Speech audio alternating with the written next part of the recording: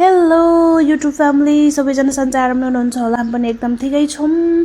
आज चाहिँ हामी एकदम घर बस्नलाई एकदम झ्याउ लागेर चाहिँ आज हामी हावा खानलाई यसो टाइम पास गर्नलाई बाहिर निस्केको साथीहरू। हाम्रोतिर त लस्दै गर्मी सुरु भइसक्यो। तपाईँहरूकोतिर चाहिँ कस्तो छ कमेन्टमा भन्न सक्नुहुन्छ। एकदम गर्मी छ तर रुगा पनि लागिरहेको छ। मेरो भोइसमा चाहिँ तपाईँहरूले ध्यान नदिनु होला। तपाईँहरूले चाहिँ फुल वाच भिडियो हेरिदिनु होला। कुन ठाउँबाट हुनुहुन्छ तपाईँहरूले कमेन्टमा लेख्नु होला। कतिको गर्मी छ भनेर चाहिँ लेख्न सक्नुहुन्छ आज चाहिँ हामीलाई। अनि हिँड्दा हिँड्दा मलाई चाहिँ दिदीको छोरी नानीलाई जिस्काउन मन लाग्यो के। जहाँ हिँड्यो भने नानीलाई चाहिँ नजिस्काउने कुरै हुँदैन। फाइनली साथीहरू हामी चाहिँ हिँड्दा हिँड्दा एउटा सानो बुवाको पसलमा पनि आइपुग्यौँ। एकदम गर्मी पनि थियो नि त। अनि नानीलाई चाहिँ मैले जिस्काएँ।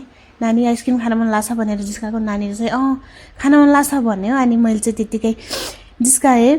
तिम्रो गालामा एकचोटि हान्छु अनि किनिदिन्छु भनेर जिस्काएँ। अनि ल भन्ने बिचरा गर्मी पनि थियो नि त, उसलाई यसरी खान मन लागेको। अनि मैले चाहिँ जिस्काएँ अनि उसको गालामा हानिदिएँ। अनि फेरि नानीलाई जाऊ भनेर पठाएको त ठ्याक्कै बाटोमा फेरि स्कुटी आयो। अनि स्कुटी बच्चाहरूलाई फेरि त्यो स्कुटी हेर्नुपर्छ एकदम। त्यही भएर आजभोलि एकदम दुर्घटनाहरू हुन्छ, यताउति हुन्छ।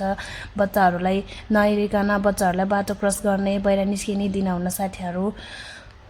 अनि नानी त बल्ल बल्ल पसल पुगी। नानी आइसक्रिम छ कि छैन बुवा भनेर सोधेको त बुवाले छैन भन्दैछ। अनि नानी त रुन पो थालिन्छन्। अनि के नभएछ भनेर मेरो पालो हेर्न गएँ। अनि बुवा आइसक्रिम छ र भनेर सोधेको बुवाले छैन भन्नुभयो। अनि ल हुन्छ नि त नानी, माथि पनि अर्को पसल छ, अर्को पसलमा किनौँ ल भनेको त नानीले मानेन। त्यो जुस भए पनि खान्छु भनेर जिद्दी गरिन्। आजकलको बच्चाहरू त हो नि गर्मीमा। अनि साथीहरू हामी चाहिँ नानीलाई जुस किनेर पनि आफ्नो बाटो लाग्यौँ।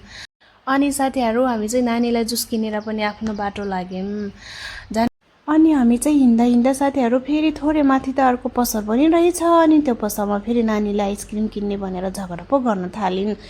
अनि मलाई पो रिस उठ्यो।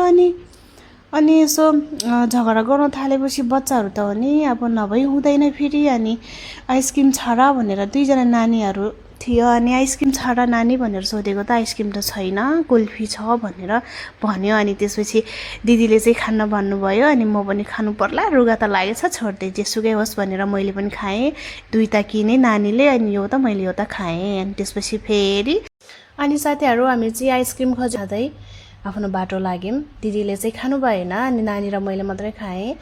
नानी फेरि कुल्फी खान पाएपछि माग्खै। पहिले पनि तल बुवाकोमा कुल्फी खोजेको थिएँ। अनि उसले कुल्फी पाएन नि त। अनि माथि कुल्फी पाएपछि त उता खुसीले माग्खै।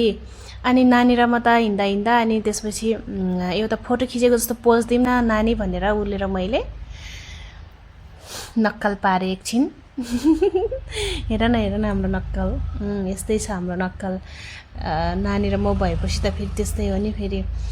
अनि हामी चाहिँ नक्कल पर्न पनि भ्याएर अनि हामी चाहिँ आफ्नो बाटो माथि लाग्यौँ।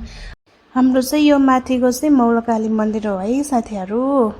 अनि यसो हेर्दा त यता त बारीमा त कस्तो राम्रो हरियो हरियो साग टिप्दै हुनुहुँदो रहेछ सबैजना। अनि ल साथीहरू हामी पनि साथीहरू भएकोतिर पुग्नु लागेको छ। तपाईँहरूलाई पुगेपछि देखाउँछौँ है त। फाइनली साथीहरू हामी चाहिँ साथीहरू भएकोतिर पनि आइपुग्यौँ। साथी र एकजना आमा हुनुहुँदो रहेछ। उहाँहरूलाई चाहिँ साग पनि पुगिसकेको रहेछ। हामी चाहिँ अब टिप्न सुरु गर्छौँ। तपाईँहरूले चाहिँ फर्स्टदेखि लास्टसम्म वाच गरिदिनु होला। सबैजनाले मन परेमा लाइक कमेन्ट सेयर पनि गरिदिनु होला। आजलाई चाहिँ मेरो भिडियो यति नै। फेरि म नेक्स्ट टाइम भिडियोमा तपाईँहरूसँग भेट्नेछु। Okay bye bye, see you all.